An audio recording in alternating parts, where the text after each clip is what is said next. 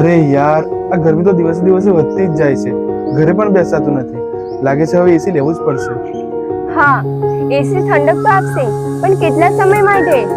8 થી 10 વર્ષ પછી એસી બદલવું પડશે અને દર વર્ષે સર્વિસ અને રિપેરિંગનો ખર્ચ પણ આવશે. પણ જો આજે એક આપણે વૃક્ષ વાવીએ તો? વૃક્ષ જીવનભર ઠંડક આપશે, વીજળીનું બિલ નહીં અને કોઈ સર્વિસ ચાર્જ નહીં.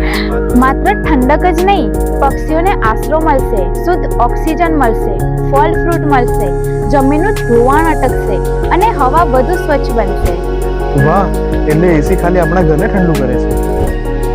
અને વૃક્ષ આખી પૃથ્વીને ઠંડી અને જીવંત રાખે છે. એક એસી તમારા ઘરને ઠંડુ કરે છે, પણ એક વૃક્ષ આખા વાતાવરણને ઠંડક આપે છે. તો હવે તમે જ વિચારો, એસી લવાય કે વૃક્ષ વવાય? આજે જ એક વૃક્ષ વાવો અને આવતી પેઢીને ઠંડક ભેટ કરો. Happy environment day.